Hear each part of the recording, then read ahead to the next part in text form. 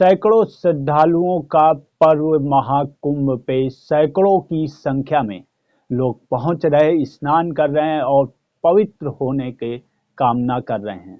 हर रोज कई अखाड़ा स्नान करते हैं और वहां पर साधुओं संतों द्वारा लगातार रोज पहुंचने का काम कर रहे हैं। जगह जगह कड़ी सुरक्षा व्यवस्था के साथ नए नए काम हो रहे हैं और नए नए सुविधाओं सुरक्षा की व्यवस्था वहां पर लाई जा रही है। देखा जाए सुविधाओं की बात की जाए तो हर तरफ चौकन्ना होकर हर तरफ देखा जाए तो कड़ी सुरक्षा के बीच में कुंभ का मेला चल रहा है। लेकिन इस पर एक सवाल बड़ी जोरदार से उठ रहा है। क्या विपक्ष और पक्ष जो है उसमें एक सवाल इस समय बहुत तेजी से वायरल हुआ है और जनता के बीच में आया है। क्या कुंभ का मेला राजनीति के लिए किया जा रहा है इतना भव्य? ये सवाल विपक्ष के मन में भी है और पक्ष के मन में भी है। देखा जाए तो दोनों पक्षों के बीच में ये सवाल खड़ा हो चुका है कि इस तरह का भव्य मेला क्यों किया गया। 144 साल के बाद ये भव्य मेला, बहुत ही भव्य मेला किया गया है। लेकिन ये प्रश्न सबको गूंजता नजर आ रहा है कि इतना भव्य क्या राजनीति के वोट बैंक बढ़ाने के लिए है? क्या 27 की अभी से तैयारियां हो गई हैं? इन्हीं सब क्रमों में कुछ लेकर कानपुर की जनता और कुछ राजनीतिक दलों से बातचीत भी हुई है, लेकिन कुछ समझ में नहीं आ रहा है। इसी क्रम में हमारे साथ कानपुर व फतेहपुर के समाज सेवी और समाजवादी पार्टी से बिलोंग करने वाले दीपू यादव जी हमारे साथ आज जुड़ रहे हैं और उनसे बात करेंगे और इन्हीं से जानेंगे क्या ये ऐसा हो सकता है कि राजनीति में वोट बैंक बढ़ाने के लिए लगातार प्रयागराज में इतनी सुविधाएं की जा रही हैं। दीपू जी का स्वागत है, बहुत बहुत आपको हमारे चैनल में स्वागत है। जिस धन्यवाद।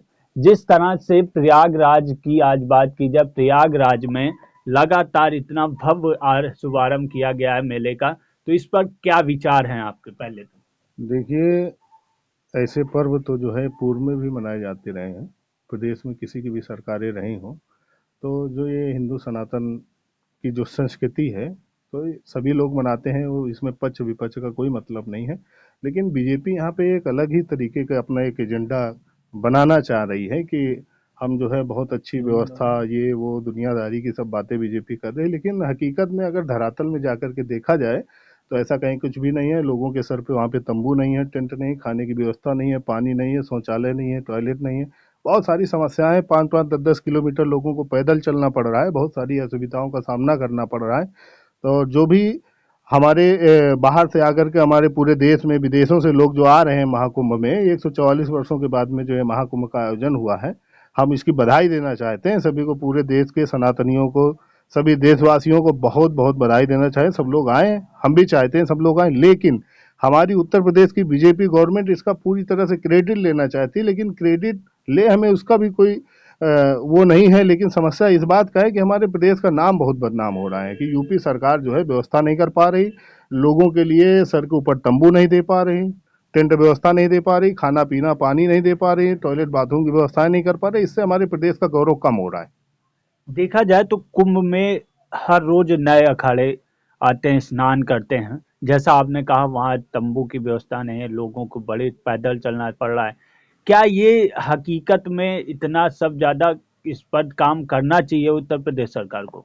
हाँ, बिल्कुल करना चाहिए। अगर आप इतना बड़ा जो है नाम कर रहे हैं, महा महिमा मंडन कर रहे हैं, जो है इतना बाजा मीडिया बाजी, सोशल मीडिया में आप इतना कर रहे हैं कि हम जो है हजारों करोड़ रुपए वहाँ पे जो है बहा दिए गए, तो हमें लगता है कि ऐसी कुछ व्यवस्था करनी चाहिए जिससे प्रदेश की किरकिरी ना हो। और मैं तो यही सलाह देना चाहूँगा कि हमें इससे इतराज नहीं है महाकुंभ से, लेकिन जितना रुपया उत्तर प्रदेश सरकार या केंद्र सरकार यहाँ पे खर्च कर रही, इतना पैसा अगर लोगों के छात्रों की शिक्षा को लेकर के, उनके स्वास्थ्य को लेकर के, रोजगार को लेकर के, नौजवानों की बेरोजगारी को लेकर के अगर इतना पैसा खर्च किया जाए और उसमें विचार किया जाए, तो हमें लगता है प्रदेश के लाखों घर, लाखों परिवारों को जो है अनाज और 2 वक्त की रोटी का व्यवस्था हो जाएगी। अच्छा, सबसे बड़ी बात यह है कि कुछ लोग इसको राजनीतिक का पल्ला दे रहे हैं, राजनीतिक में डाल रहे हैं कि धर्म से, क्या धर्म से राजनीति जोड़ना चाहिए? नहीं, बिल्कुल नहीं जोड़ना चाहिए। और हमारे देखिए, जो असली जो हिंदू होता है वो कभी किसी अन्य धर्म की बेइज्जती या बुराई नहीं करता है।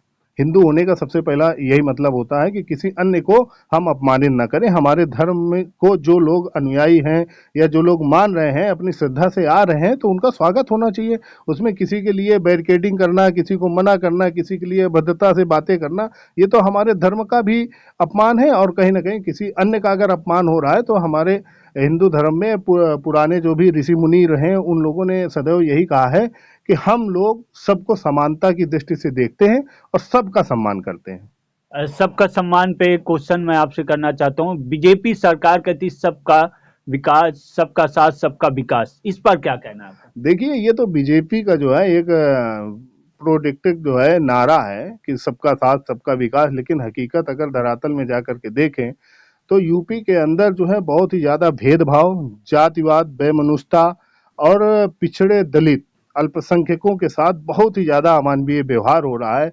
यहाँ पर खुलेआम गुंडाई हो रही है। किसी का सर मूड़ दिया जाता है, उसको जूते की माला पहना करके घुमाया जाता है, किसी के मुंह में मूत दिया जाता है। ये कहाँ है? बहुत बड़ा दुर्भाग्य है भाई। क्या वो लोग हिंदू नहीं है? क्या वो लोग यूपी के सबके विकास, सबके उसमें साथ में नहीं है क्या? वो लोग भी तो उत्तर प्रदेश में ही निवासी हैं और भारत के ही रहने वाले लोग हैं। फिर वो कैसे हिंदू हुए? हमारे भारत देश में बहुत बड़ी जो है प्रदेश में जो है राजनीति हो रही कि जो जो जो है भाजपाई नहीं है वो हिंदू नहीं है। कैसे नहीं हो सकता भाई?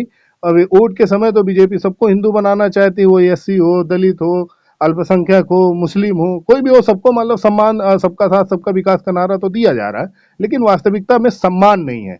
वो चाहे अधिकारी हो, चाहे जो हो, जब कोई थाने चौकी कचहरी जाता है और अपनी जाति जब उसमें सरनेम बताता है, तो उसको असली औकात पता चल जाती है कि हम क्या हैं, हिंदू हैं कि कौन है। और सबसे ज्यादा हम लोगों को अपमानित पीडीए के साथियों को इसी देश में, इसी प्रदेश में होना पड़ रहा है, और हिंदू के नाम पे ही।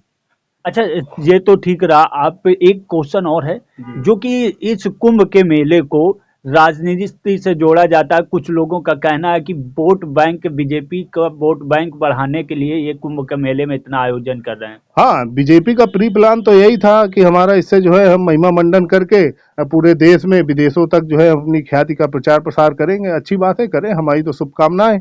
लेकिन हकीकत ये है, जैसे मैंने अभी पूर्व में बताया, कि इतनी ज़्यादा वहाँ पे अव्यवस्थाएं हैं कि ये वोट बैंक की राजनीति तो करने के इनका प्रयास तो यही था कि मैं इतना ज़्यादा इसका महिमा मंडन कर दूंगा कुंभ के नाते कि मुझे वोट बैंक बढ़ जाएगा, ये सभी हिंदू समाज के लोग हमसे जुड़ेंगे। जुड़े हैं, कोई दिक्कत नहीं, सब लोग तो जुड़ना चाह रहे हैं। लेकिन समस्या ये है कि जब लोगों को सुविधाएं नहीं मिलेंगी तो लोग कैसे खुश हो पाएंगे? जब इतनी ज़्यादा असुविधाएं, अभी वहाँ पे डेली जो है 5 से 10 लोगों की असुविधाओं के कारण डेथ हो रही है, किसी भी सोशल मीडिया में, न्यूज़ चैनल में नहीं चल रहा है। ये देखिए, एक चीज और है, मिल्कीपुर में जो चुनाव होना है, और दोनों पार्टियों ने अपने प्रत्याशी सेम कास्ट और के उतार दिए। इस पर क्या कहना चाहते हैं? कैसा असर देखने को मिलेगा? देखिए, बीजेपी की हार तो यहीं पे निश्चित सुनिश्चित हो जाती है। जैसे ही उन्होंने सेम कास्ट का कैंडिडेट उतारा, तो इससे क्या लगता है? इससे खुली उनकी जो है हार नजर आ रही है कि उनको पता है कि वहाँ पे हमने जो है पासवान समाज से लड़ाया, सांसद जी के बेटे को, तो उन्होंने भी पासवान समाज को लड़ाया। तो उससे कोई मतलब नहीं है। कोई भी लड़े, और सभी का नैतिक धर्म है, अपना अपना अधिकार है, वो लड़े। हमारी तो दोनों लोगों को शुभकामनाएं हैं, बधाई हैं। लेकिन वहाँ पे जीतेगा जो भगवान राम जी हैं, वो असली आशीर्वाद उन्होंने समाजवादियों को दे दिया है। और 2019 इसमें 24 लोकसभा भी हम लोग जीते हैं और उपचुनाव भी जीतेंगे। बहुत बहुत धन्यवाद आपका हमसे बात करने के लिए। धन्यवाद। ये कानपुर नगर और फतेहपुर के कार्यकर्ता हैं समाजवादी पार्टी के। समाजवादी पार्टी के कार्यकर्ता काफी, इनका वर्चस्व रहता है और लोगों के बीच में आना जाना हर रोज लगा रहता है। जनता की क्या समस्याएं हैं, इनका सुनने का लगातार काम भी रहता है। जनता के बीच जाते हैं, जनता की समस्या सुनते हैं और जनता के बीच में रहना भी चाहते हैं। आप अपनी राय दीजिए इस पूरी खबर पर, और कुंभ के बारे में क्या सच है और क्या गलत है, इस पर भी राय जरूर दीजिएगा।